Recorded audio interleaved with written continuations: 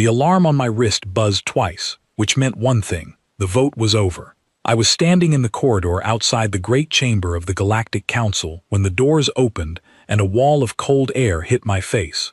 Delegates from 100 worlds walked past me without looking. None of them said a word.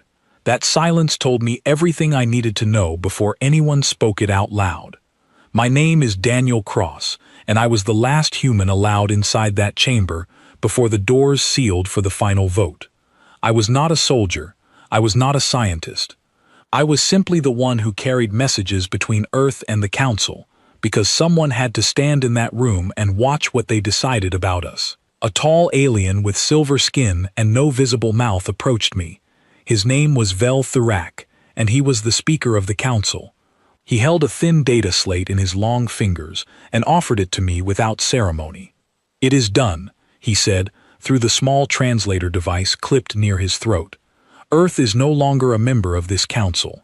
Your species is banished from galactic space, effective at the next solar rotation." I took the slate. My hands did not shake, though I expected them to. I read the words slowly, because I wanted to remember exactly how they were written. "Banished," I repeated. "Not restricted, not fined, not warned. Banished." "Your people were warned many times," Vel Thurak said. "You built weapons capable of splitting moons. You refused to disarm even after 3 formal requests. Other species fear what your kind might become if left unchecked. The Council has decided that Earth cannot remain part of this order." I looked past him, into the chamber, where the last few delegates were still gathering their things. Some of them glanced at me with something close to pity. Others looked afraid, as if I might suddenly grow a second head and attack them where they stood. "Do you understand what this means?" Vel Thurak asked, when I said nothing. "I think I understand it better than you do," I said quietly.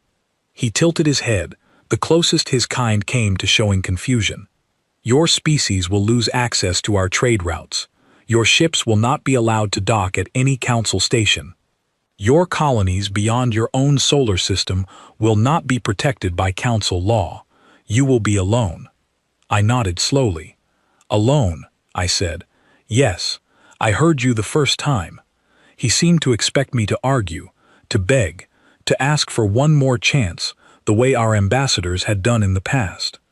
Instead, I simply folded the data slate and placed it inside my coat. "Is there anything you wish to say to the council before you leave?" he asked. I thought about that question for a long moment. There was so much I could have said. I could have reminded him that humanity had asked for peace 100 times and been mocked for it. I could have reminded him that every weapon we built only after watching other species use theirs against smaller worlds that could not defend themselves. I could have told him that fear was not the same thing as danger. But none of that would matter anymore, not after today. "No," I said instead. "I think the council has said quite enough." He studied me for a moment, and something in his posture shifted, though I could not read alien body language well enough to know what it meant.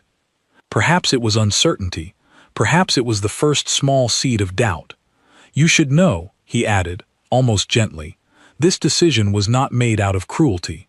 Many members of this council believe it is a mercy. Your species is young. Perhaps time apart will allow you to grow without endangering others." "A mercy," I repeated, and I could not stop the corner of my mouth from lifting slightly. "Is that what you call it?" He did not answer. Perhaps he sensed that I was not truly asking him. I walked out of that building alone, past rows of alien guards who did not bother to escort me the way they once had. My footsteps echoed down halls built from stone, brought from 100 different worlds, halls that no human would ever be allowed to walk through again.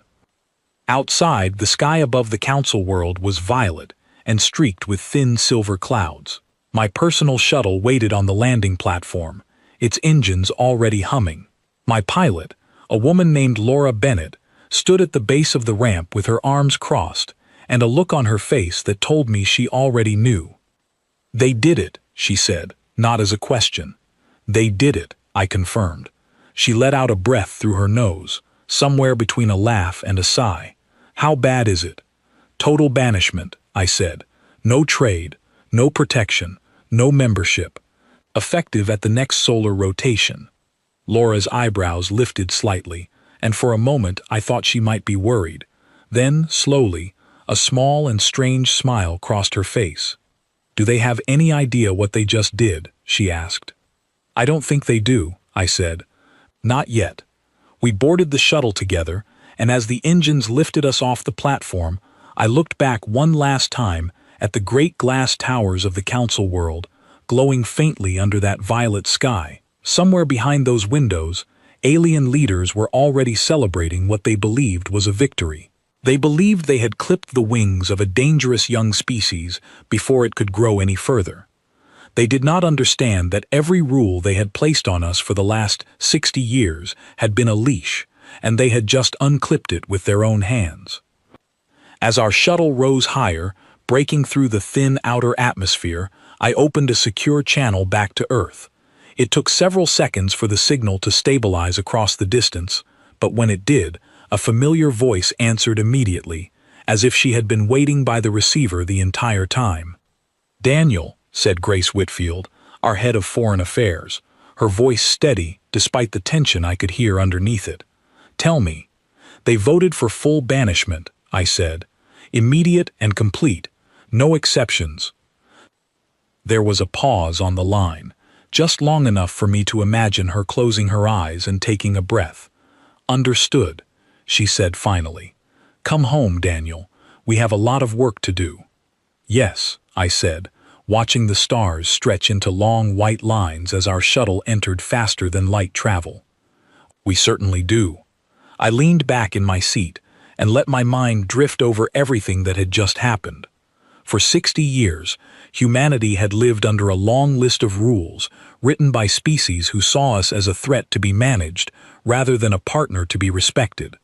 We could not build weapons above a certain strength. We could not expand beyond 3 systems from our sun. We could not form alliances without council approval. We could not even choose our own trade partners without asking permission first. Every single one of those rules existed because Earth was a member of the Council, bound by treaties we had signed generations ago in a moment of desperation, when first contact had left our leaders terrified and eager to belong to something larger than ourselves. Today, all of that ended.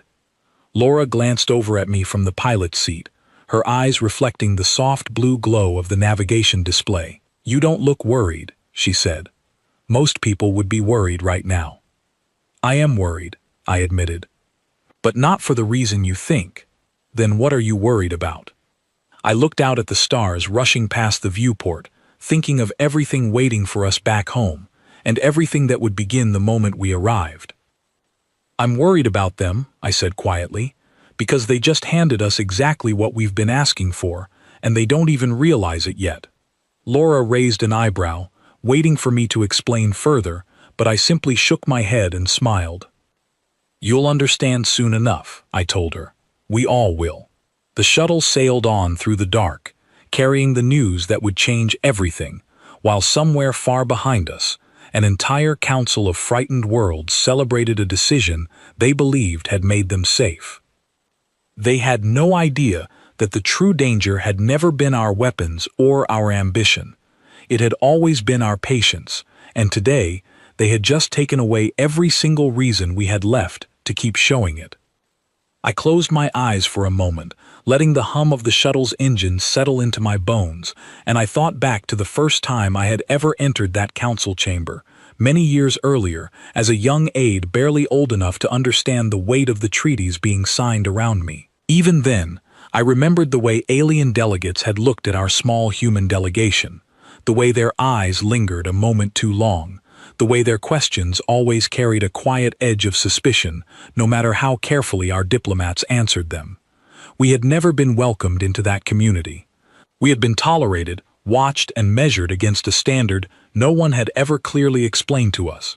Every achievement we brought before the council was met not with celebration, but with careful evaluation of how dangerous that achievement might eventually become. I remembered a specific meeting, years before, when our scientists unveiled a new form of long-range communication array capable of connecting our colonies instantly across vast distances. Instead of praise, the Council had spent 3 full sessions debating whether the technology gave humanity an unfair advantage that needed to be restricted before it could spread further. In the end, we were permitted to keep the technology, but only after agreeing to share its complete design specifications with the Council's Central Research Division, a division that never once shared anything of equal value back to us. That pattern repeated itself again and again throughout the decades.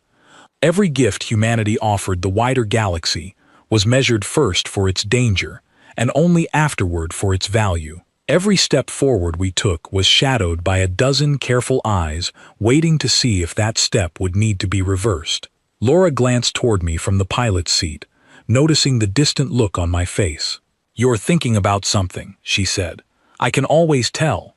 "I'm thinking about how long we spent trying to convince them we weren't dangerous," I said quietly, "when the truth is, we were never given a fair chance to show them what we actually were." "And what were we?" she asked. I considered the question carefully before answering. "Careful," I said. "Patient. Willing to wait, because we believed patience would eventually earn us equal standing among the stars." "And now?" Laura asked, guiding the shuttle smoothly through a wide arc as we adjusted course toward the faster-than-light corridor that would carry us home. "Now," I said, watching the stars stretch into long white lines once more, "we no longer have any reason to wait." The shuttle landed at the eastern platform outside our capital just before dawn, and I could already see lights burning in every window of the government building. Nobody in that building had gone to sleep. Word of the vote had reached Earth hours before I did, carried by a faster relay signal that Laura and I could never have outrun. Grace Whitfield met me at the entrance, her coat still buttoned from the cold morning air, her tablet already filled with messages from every department on the planet. She did not waste time on greetings. "The full council session is being replayed on every network," she said, walking quickly beside me down the hall. "People have questions, Daniel. A lot of them are frightened." "They should not be," I said. She stopped walking and turned to face me, her expression sharp. "Easy for you to say. You were in that room.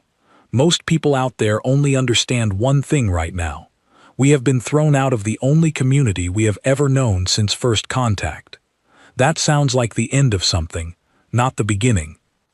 I understood her concern, but I also understood something she did not yet know, something that very few people on Earth understood at that moment, buried as it was in old paperwork nobody had bothered to read in decades. "Gather the Council of Ministers," I told her. "All of them, within the hour." She studied my face for a long moment, searching for the fear she expected to find there. When she did not find it, her posture shifted slightly, curiosity replacing worry. "You know something," she said. "I know something," I confirmed. Within the hour, I stood before every senior minister of Earth's government, inside the central chamber, a room far smaller and far plainer than the council hall I had left behind on that distant world. Yet somehow, it felt more solid beneath my feet. These were people who had spent their entire careers trying to keep humanity safe inside a system that never fully trusted us. I placed the data slate from Vel Thurak on the table in front of me, and I let the room read the verdict for themselves. I watched their faces change as they absorbed the same words I had absorbed hours earlier. Fear, anger, confusion. A few of them looked at me as though I might somehow undo what had already been decided. "Before anyone speaks," I said, raising my hand gently, "I want everyone here to remember something. 60 years ago, when our ancestors first made contact with the wider galaxy, we were desperate. We were frightened of being alone in a universe that suddenly felt far too large and far too dangerous. In that fear, our leaders signed treaties they barely understood, simply to belong to something bigger than us." Several ministers nodded slowly, remembering old history lessons rather than living memory. "Those treaties came with rules," I continued. "Rules about weapons, about expansion, about trade, about nearly everything we do as a species." We accepted those rules because membership in the council felt like our only path to safety.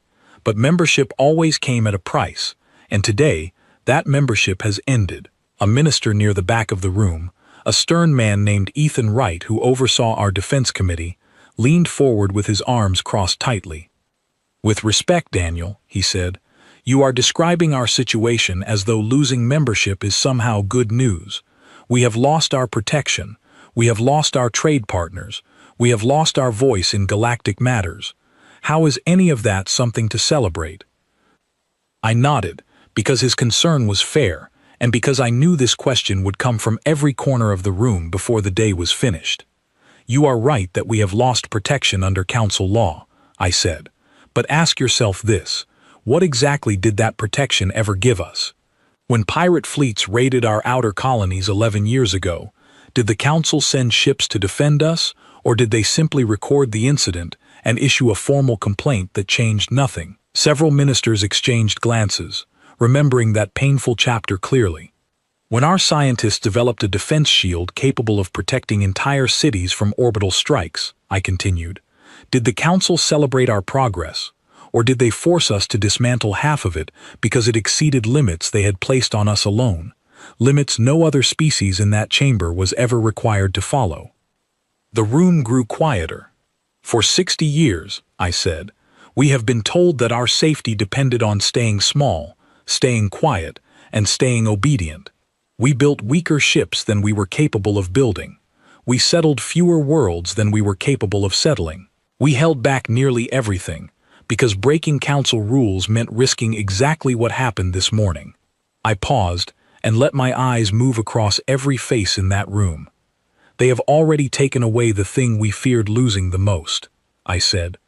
"There is nothing left to hold back for." A long silence followed, and I could see something shifting behind the eyes of nearly everyone present, as though a great weight had quietly slipped off their shoulders without anyone announcing it out loud. Grace Whitfield was the first to speak. "You are saying the rules that restricted us only applied because we were members," she said slowly, working through the logic herself. "Now that we are banished, those rules no longer apply to us at all." "Exactly," I said.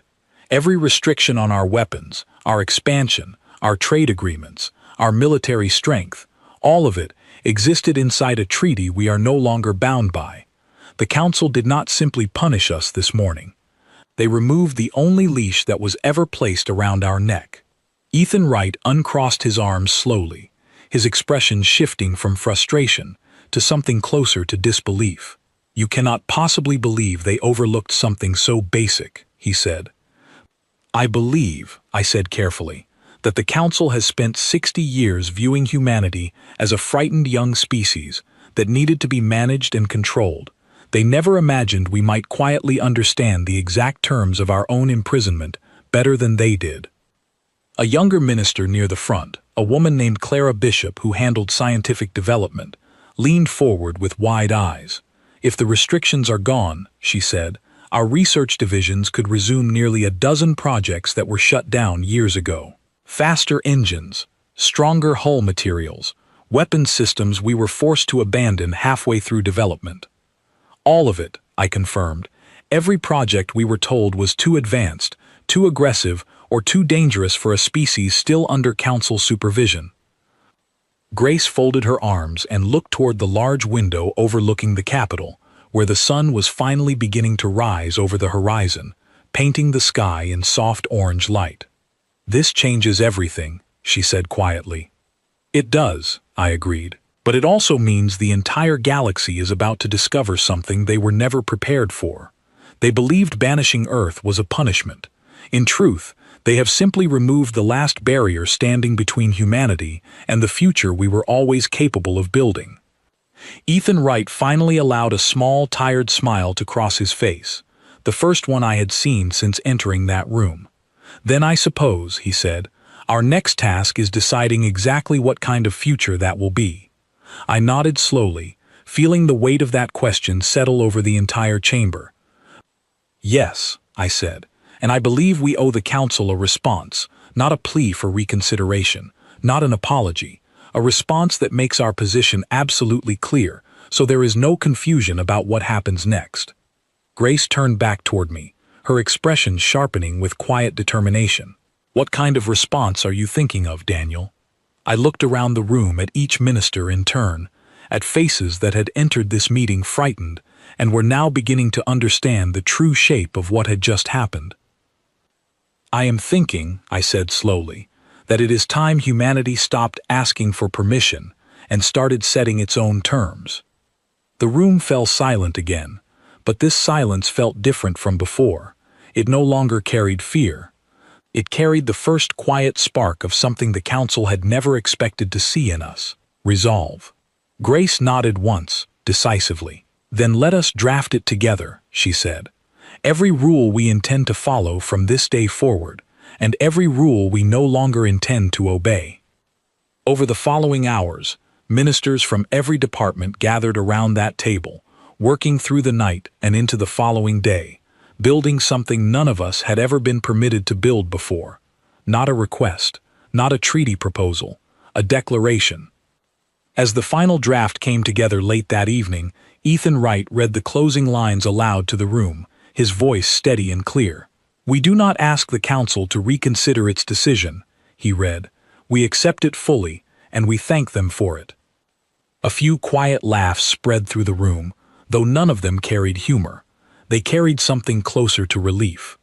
I stood near the window, watching the last light of day fade over the Capitol, thinking about Vel Thurak's calm, confident voice as he delivered the verdict earlier that morning. He believed he had ended something. In truth, he had simply opened a door that could never again be closed.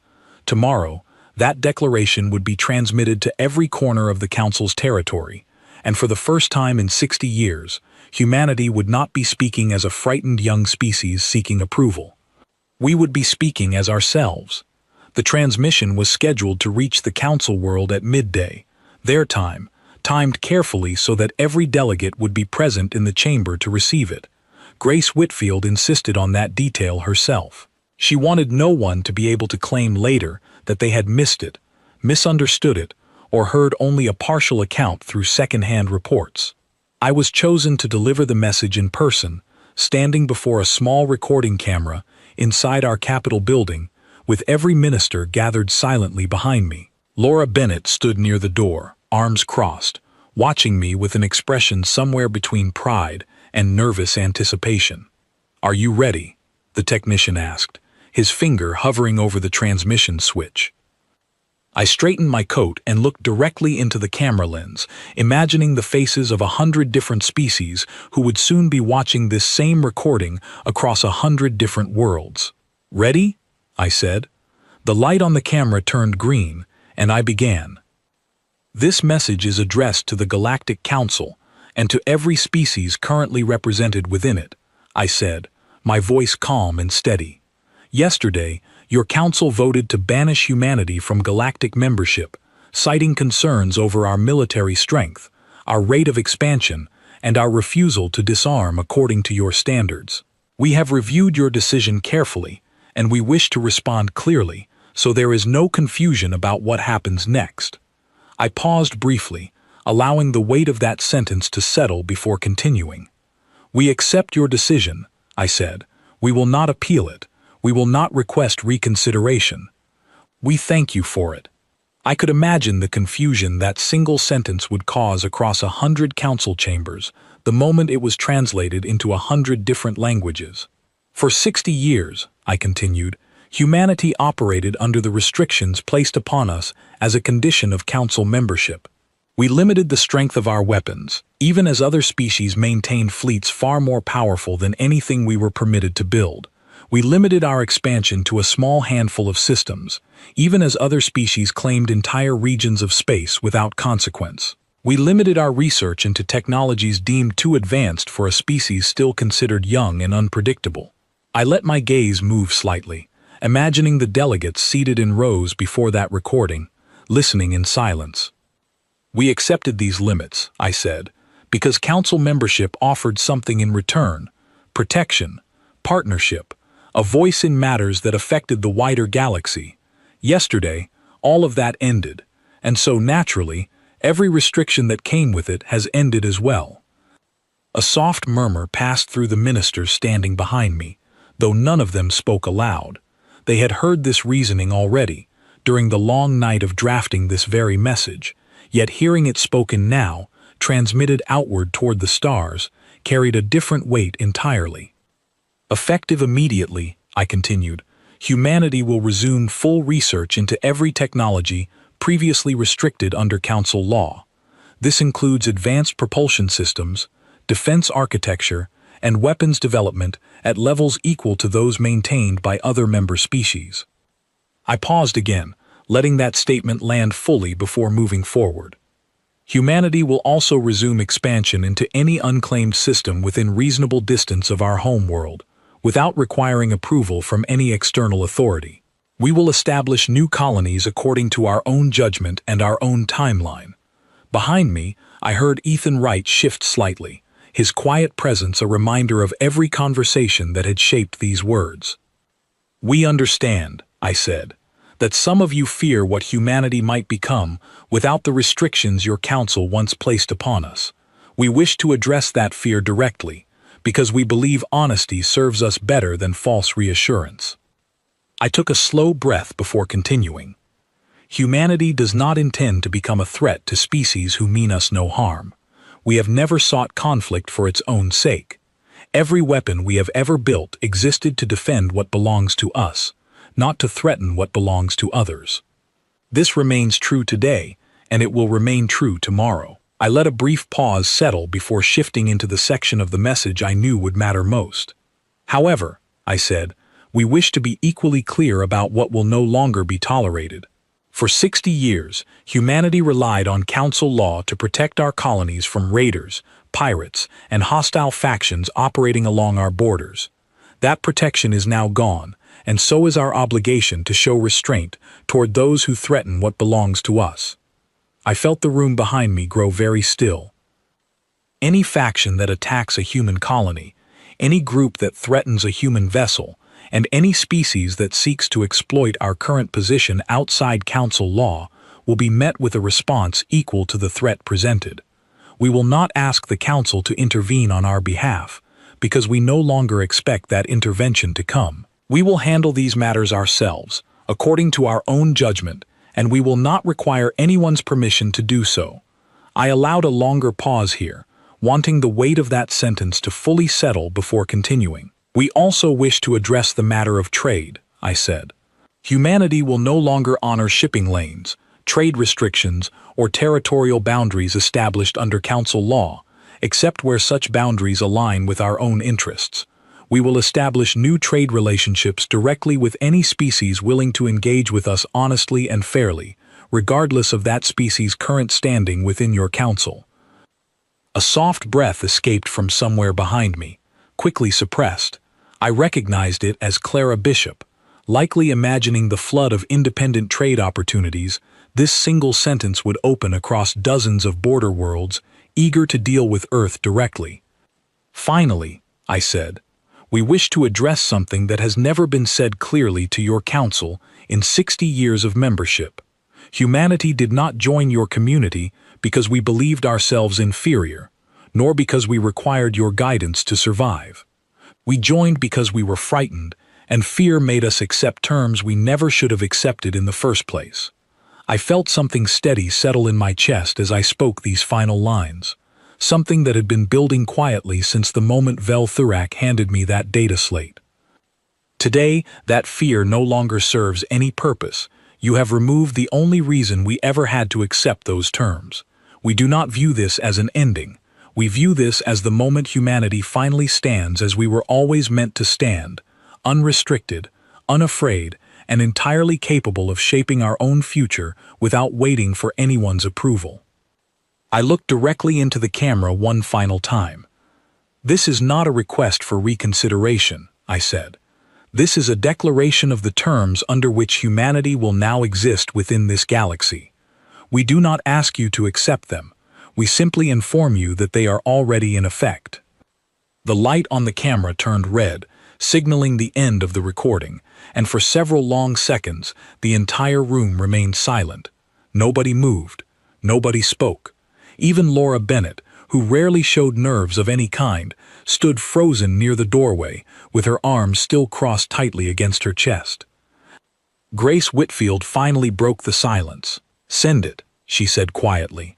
The technician nodded and pressed the transmission switch, and somewhere far beyond our sky, that message began its long journey outward through the stars, carrying words that no council chamber had ever heard from humanity before.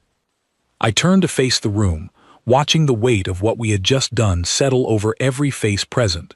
Some looked nervous, some looked proud, a few, like Ethan Wright, simply looked satisfied, as though a long overdue conversation had finally taken place. "How long until it reaches them?" Clara Bishop asked. "A few hours," the technician answered.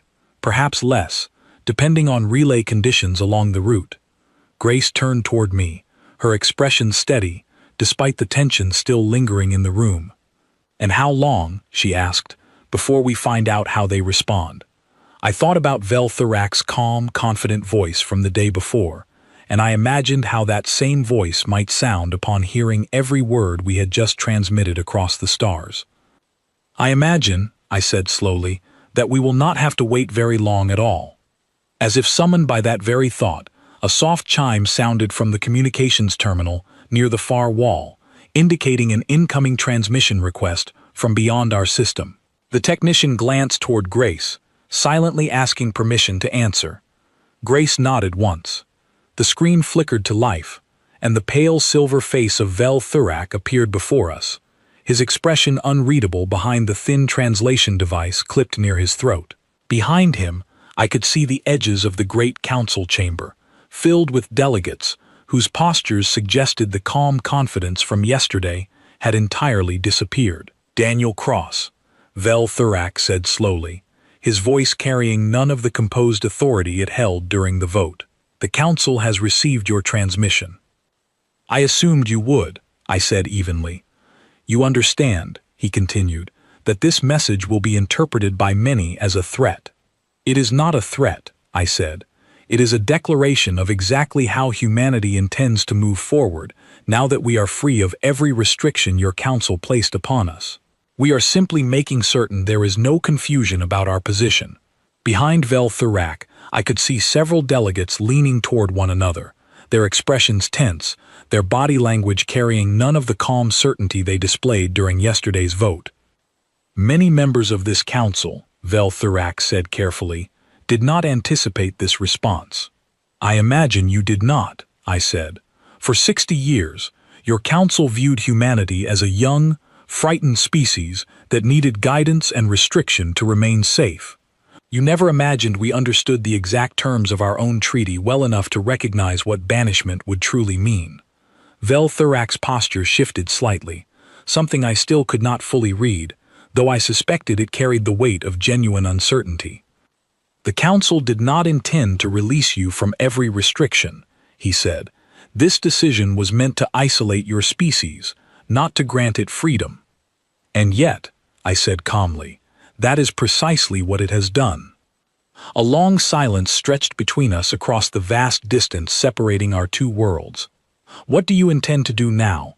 Vel Thurak finally asked, and for the first time since I had met him, his voice carried something close to genuine concern. I glanced briefly at Grace, at Ethan Wright, at Clara Bishop, and at every minister standing quietly behind me, each of them representing the countless decisions humanity would now make entirely on our own terms. "We intend to grow," I said simply, "without asking permission from anyone ever again." The screen went dark shortly after. The connection ended from the other side, though whether from anger, confusion, or simple uncertainty, I could not say for certain. Grace stepped up beside me, watching the blank screen for a long moment before speaking. "Well," she said quietly, "I suppose that answers one question." "What question is that?" I asked. "Whether they understood the mistake they made," she said, a small, tired smile finally crossing her face. "I think we can safely say they understand it now." Outside the window, the sun continued its slow rise over the capital, casting long golden light across a planet that, for the first time in 60 years, belonged entirely to itself.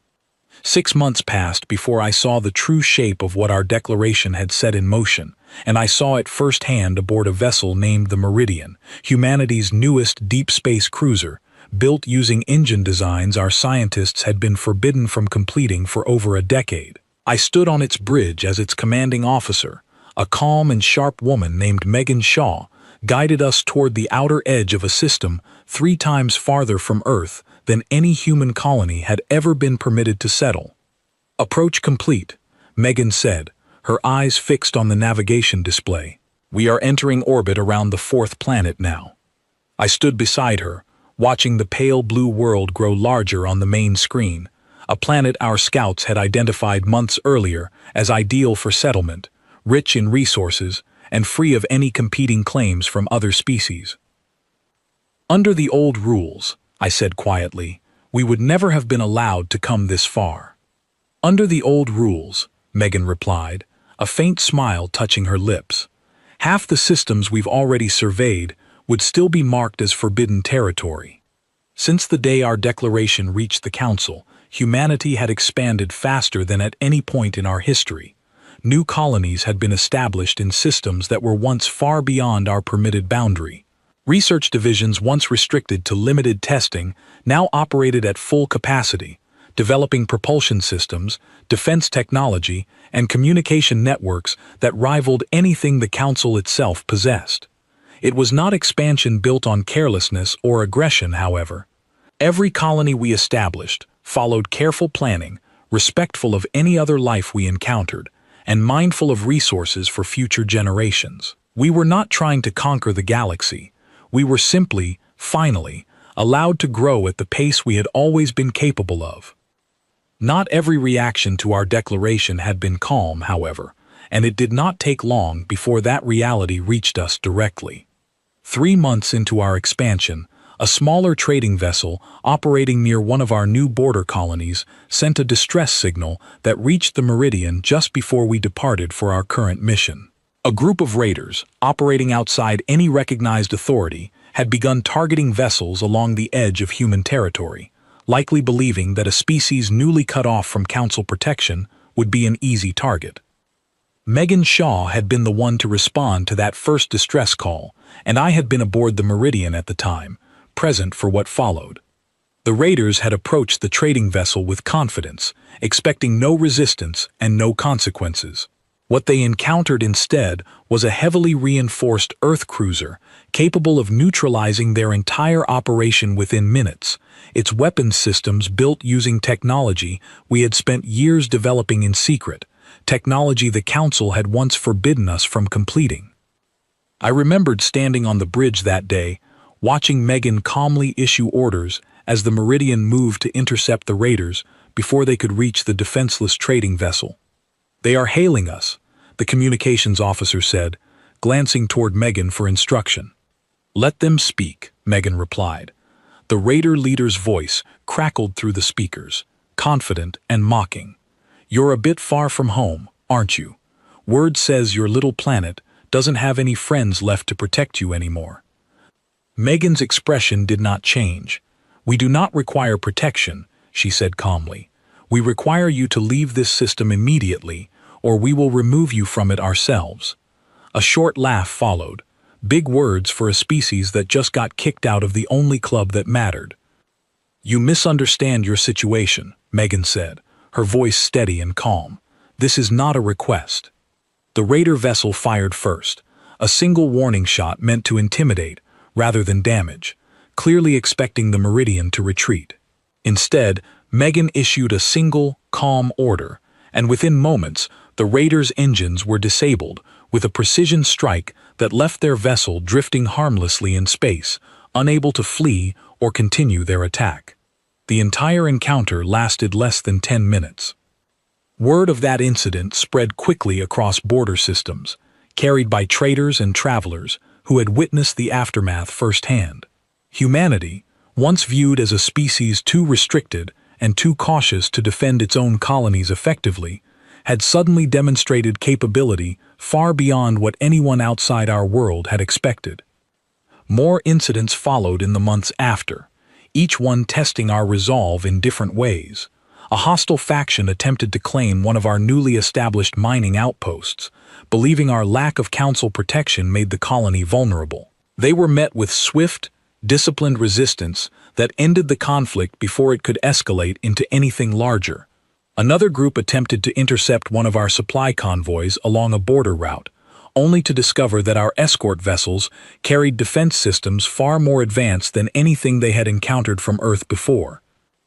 Each time, the response from humanity was the same: firm, controlled, effective, never excessive, never cruel, but always more than enough to end the threat quickly and permanently. Word began to spread across neighboring systems that Earth, once considered the weakest member of the Council, had somehow become one of the most capable and self-sufficient forces along the galactic border, all without a single ally or protector standing behind us. I remember discussing this shift with Clara Bishop during a brief visit back to Earth, sitting together in her research office surrounded by data screens filled with new technological breakthroughs achieved in record time. "It is strange," she said, looking up from her console, "how quickly things changed once we stopped waiting for permission." "Strange," I agreed, "but not surprising. We were never actually behind other species in ability. We were simply forced to hold ourselves back." "And now?" she asked. "Now," I said, "we are finally allowed to be exactly who we always were." Clara smiled faintly and returned to her work, and I found myself thinking about how differently this entire situation might have unfolded if the Council had simply understood the true nature of the treaty they had written so long ago. Back aboard the Meridian, as our new colony ship prepared to establish its first settlement on the pale blue world before us, Megan turned toward me with a thoughtful expression. "Do you think they regret it yet?" she asked. "The Council, I mean." I considered her question carefully before answering. "I think," I said slowly, "some of them are beginning to understand the size of the mistake they made. Whether they regret it fully, however, is a different question entirely." "And if they do regret it," she asked, "what happens then?" I looked out at the pale blue planet growing steadily closer on the view screen, thinking of everything humanity had accomplished in only a few short months of true independence. "Then," I said quietly, "they will have to come to us and ask what happens next." Megan studied me for a moment, then turned back toward her console, guiding the Meridian gently into a stable orbit above our newest colony site. Neither of us knew, at that moment, exactly how soon that day would come. Before that day arrived, however, one final test came our way, one that would settle any remaining doubt about humanity's ability to stand alone.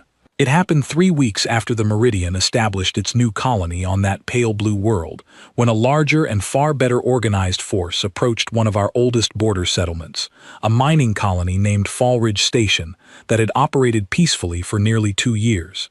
I was aboard the Meridian when the distress call came through, and Megan Shaw wasted no time changing course toward the threatened colony. This was no small band of opportunistic raiders. Scans revealed a coordinated fleet of 6 armed vessels, organized and disciplined, clearly testing whether humanity's new independence was built on genuine strength or simply bold words with nothing behind them. "They outnumber us," the tactical officer reported, studying the readings with a tight expression. "Their weapons technology appears comparable to our own defense fleet." Megan studied the display for a long moment, her expression calm despite the numbers before her.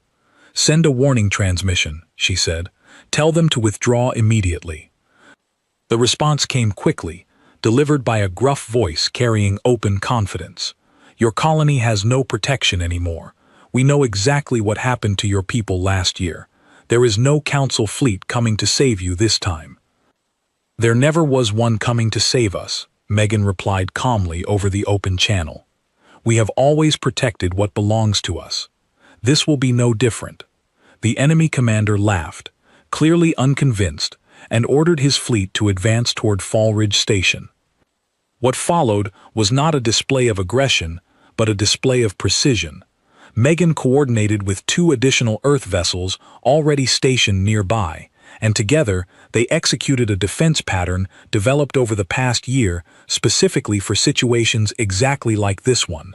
Rather than meeting the enemy fleet head-on, Our ships used their superior maneuverability to isolate the enemy vessels one at a time, disabling their weapons and engines with careful, controlled strikes that avoided unnecessary destruction wherever possible. Within 20 minutes, 4 of the 6 enemy vessels drifted powerless in space, their crews unharmed but their mission thoroughly ended.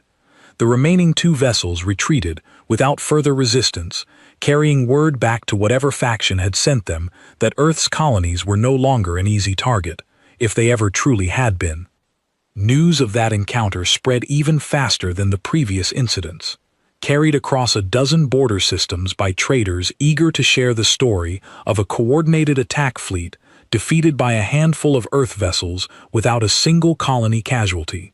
For the first time since our banishment, other species began referring to humanity not as a species cut loose and vulnerable, but as one that had quietly become one of the most capable independent forces along the entire border region.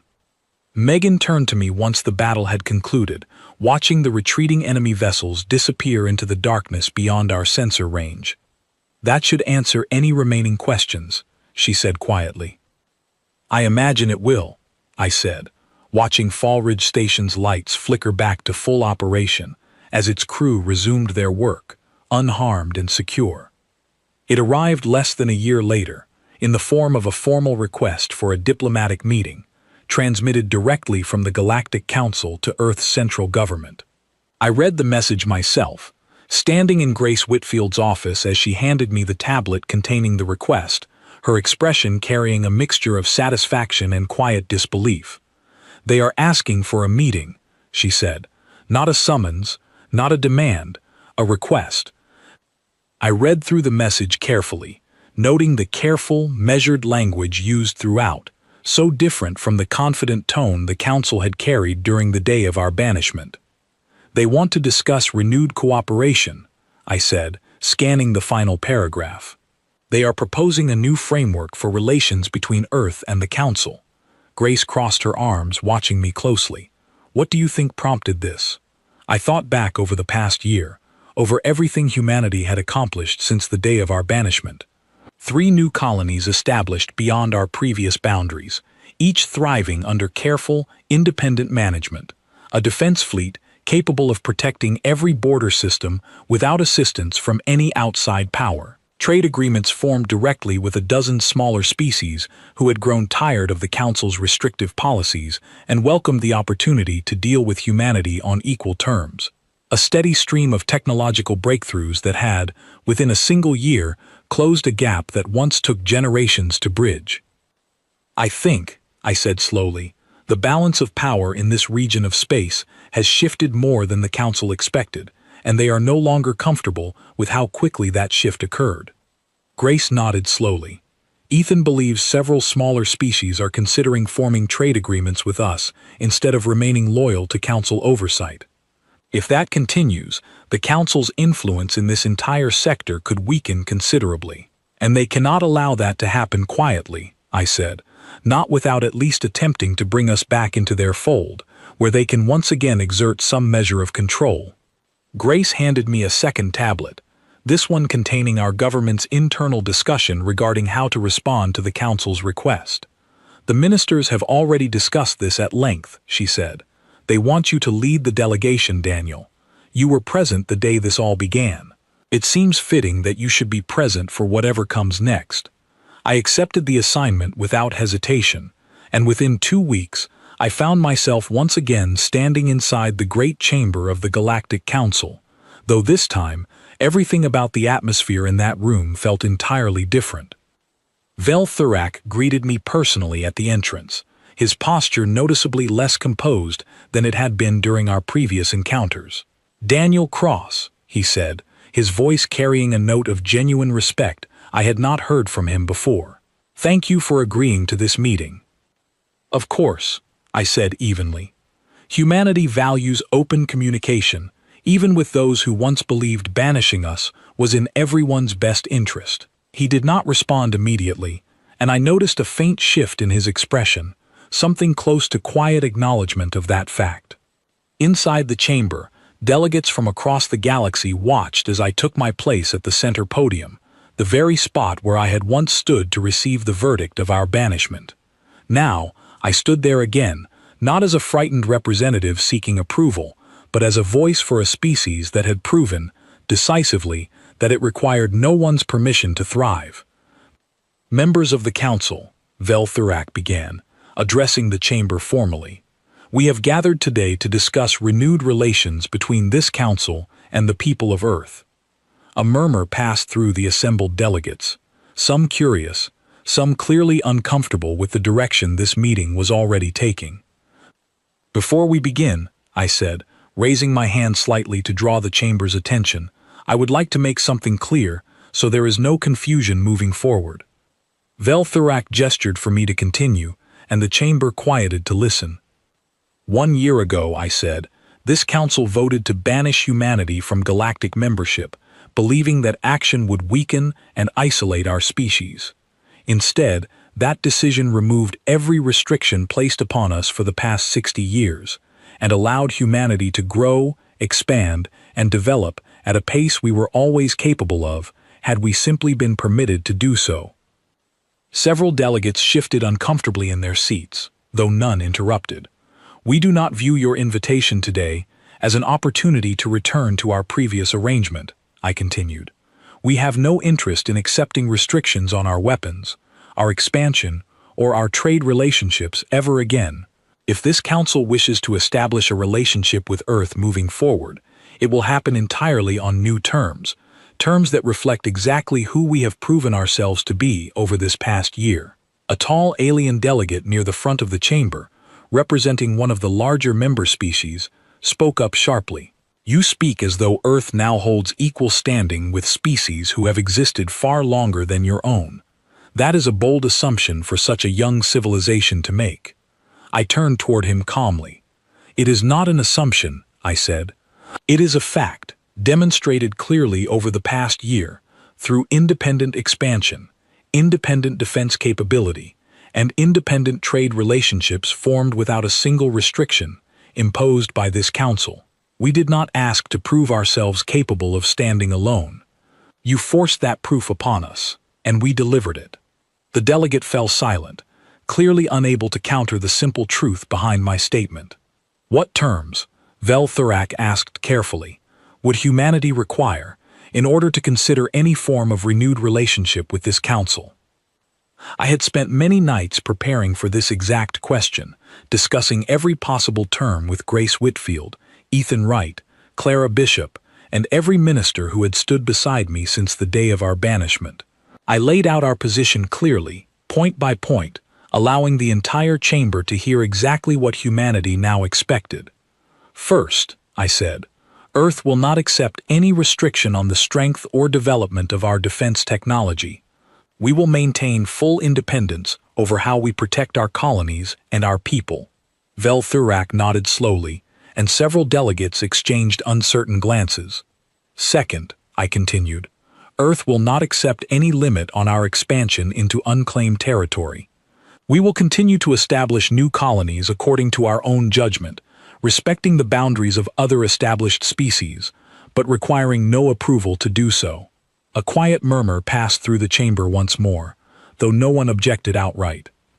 "Third," I said, "any trade agreements between Earth and other species will be negotiated directly and independently, without requiring council approval or oversight. We welcome partnership with any species willing to engage honestly and fairly on equal terms." I paused briefly before delivering the final and most important term. "Finally," I said, "should any species within this council, or beyond it, threaten harm against a human colony or vessel, Earth reserves the right to respond according to our own judgment, without waiting for council authorization and without fear of consequence from this body for doing so." The chamber remained silent for a long moment following that final statement, the weight of it settling over every delegate present. Vel-Thurak studied me carefully, and I could see something behind his pale silver eyes that had not been present during our first meeting, a quiet mixture of respect and understanding. "These are significant terms," he said finally. "They are the terms under which humanity now exists," I said calmly. "We do not offer them as a negotiation. We offer them as a statement of fact. Any relationship this council wishes to build with Earth must begin from this understanding. Vel-Thurak turned toward the assembled delegates, many of whom appeared to already understand that resistance to these terms would accomplish little, given everything humanity had already proven over the past year. The council will need time to discuss these terms privately, he said finally. Of course, I said. Earth is in no hurry. We have waited 60 years for a relationship built on equal standing. We can certainly wait a little longer for this council to catch up. A few quiet sounds echoed through the chamber, something close to nervous laughter from certain delegates, though I could not be certain whether it stemmed from amusement or discomfort. As the meeting concluded and delegates began filing out to discuss our terms privately, Vel-Thurak approached me once more, his expression thoughtful. "May I ask you something, Daniel Cross?" he said quietly. "Of course," I replied. "Did you know," he asked, "when this council voted for banishment, that this outcome was possible? Did your people understand, even then, what freedom from our restrictions would allow you to become?" I considered his question carefully, remembering that quiet morning outside the chamber doors, the calm certainty I had felt even as delegates around me celebrated what they believed was our downfall. "I suspected it," I said honestly. "I did not know exactly how quickly we would grow, or how thoroughly we would prove ourselves capable. But I understood, even then, that your council had spent 60 years fearing what humanity might become, without ever truly understanding what we already were." Vel-Thurak nodded slowly, something close to quiet respect settling over his expression. "And what is that?" he asked. "What were you all along that this council failed to see?" I thought about that question for a long moment, thinking of every colony established, every threat repelled, every technological breakthrough achieved over the past year, all without a single ally standing beside us. "Capable," I said simply. "We were always capable. You simply gave us permission to prove it." Vel-Thurak said nothing further, and I watched him turn slowly to rejoin the remaining delegates still discussing our terms within the great chamber. I stepped outside into the violet sky of the council world, the same sky I had walked beneath 1 year earlier, believing then that I was witnessing the end of humanity's place among the stars. I understood now that I had witnessed something else entirely. Not an ending, but a beginning. The moment humanity finally stepped forward as exactly who we were always meant to become. Behind me, inside that great chamber, an entire council of frightened worlds debated how to approach a species they had once believed they controlled completely. Ahead of me, across the vast and endless dark, humanity continued to grow, unrestricted, unafraid, and entirely certain of the path we now walked alone. They had tried to banish us into weakness. Instead, they had simply set us free.